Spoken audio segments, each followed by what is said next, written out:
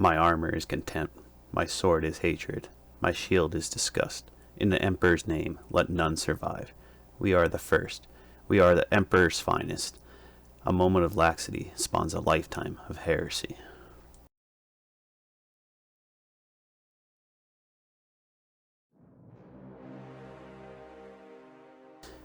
Hello everybody, welcome back to the channel. Today we're going to be talking about the original 8 chapters that had originally been legions but became chapters after the Horus Heresy.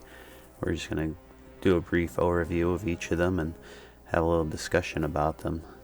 I'll probably go over each individual chapter at a later time, but for now we're just going to talk about each chapter briefly. Alright, let's get into it. The first chapter we're going to talk about is the Dark Angels. They're probably one of the most powerful of all the chapters. They're akin to a Swiss Army knife because they can change tactics on a whim depending on what the situation is. Their homeworld of Caliban was destroyed at the end of the Horus Heresy. They have been able to save pieces of it and make it into a space fortress, and it's now part of their fleet. It is called the Rock. They follow the Codex Astartes but do stray a little bit from it. Their first company of veteran Marines are all clad in Terminator armor. This is different because most other chapters that follow the Codex Astartes still have some of their veterans use regular tactical gear. And their second company, the Raven Wing, is all specialized in fast assaults. Whether that's using bikes or specialized aircraft, the other 8 companies are all standard towards the Codex.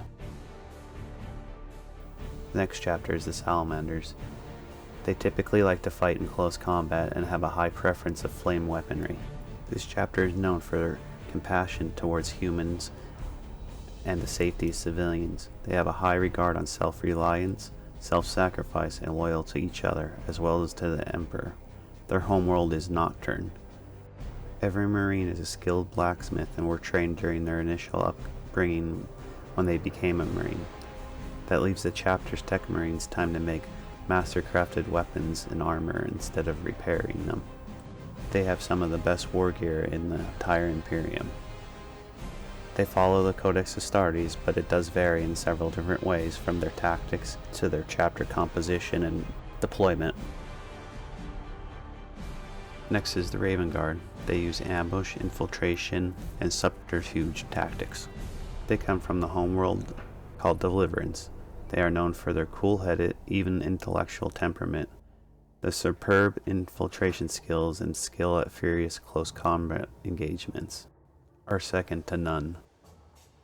The Raven Guard are the masters of unseen and guerrilla warfare, only engaging in frontal assaults when there is no other options for them. While they are organized in line with the Codex Astartes, there are several instances of them having differences with it. For instance, the chapter rarely fights together at all. Rather, each captain is independent and they will go wherever they can help other Imperial forces. The next chapter is called the Blood Angels. They are masters of the aerial assault doctrine. They are one of the most well-known and celebrated chapters across the Imperium.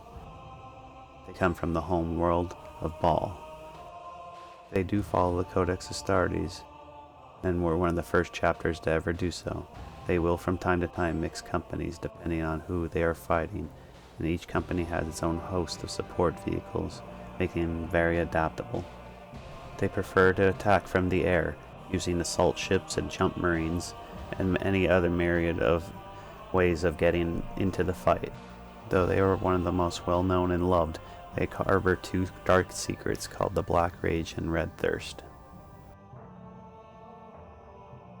The next chapter, the White Scars, prefer to use lightning hit-and-run tactics, preferring to use mostly bikes and land speeders, with infantry brought up in vehicles or gunships, also adding jump pack units to finish off the foe if they did not already do so. They use very little heavy weaponry, and any tank that cannot keep up is not used. They have very few dreadnoughts because they are not seen as being mobile enough to use on the battlefield. They use a very decentralized command structure with one leader for each group called a Khan, and the Great Khan is the leader of the whole chapter. But that is not really in following with the Codex Astartes. And each of these are not called companies, but rather brotherhoods. They're pretty much outfitted with all the same war gear, so there is really no variation between brotherhoods. Their home planet that they come from is called Chagoras. The next chapter is called the Imperial Fist. They are urban and siege war specialists, excellent at both attacking and defending. Their homeworld is Inuit, but they now use the Phalanx, a giant spacefaring mobile fortress. They fully follow the Codex Astartes. Every ranking Marine in this chapter are able to make tactical decisions and able to act on their own initiative. They have a very combined arms approach, which makes them very flexible to changing battle tactics.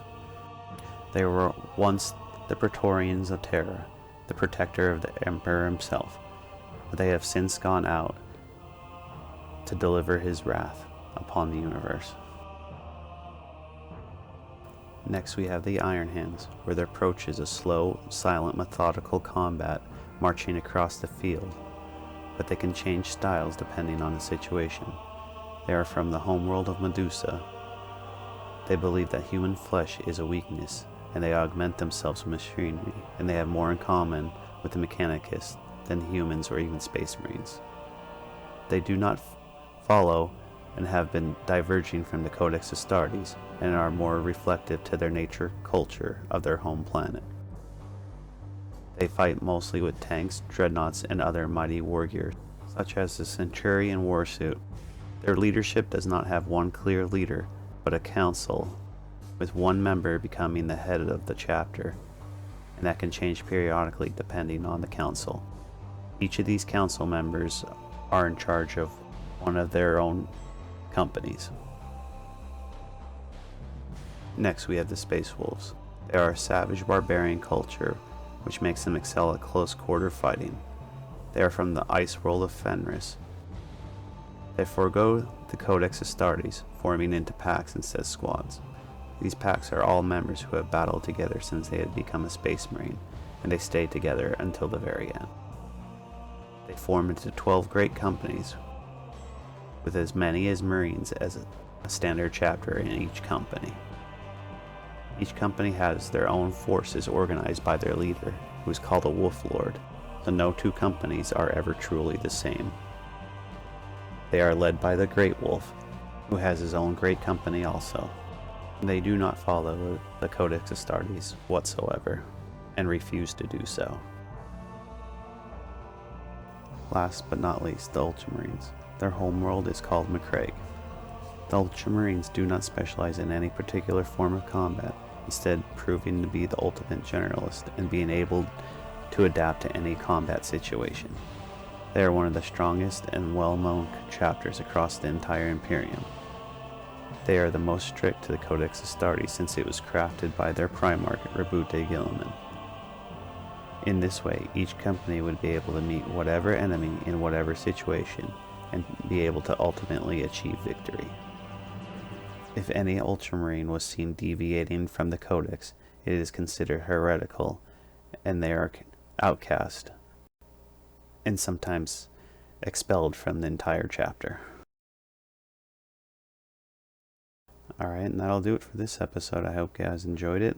Like I said, just a quick overview of all the chapters. I'm sure I missed a bunch of information, but it's just a quick overview, and I'll go into each chapter at a later time.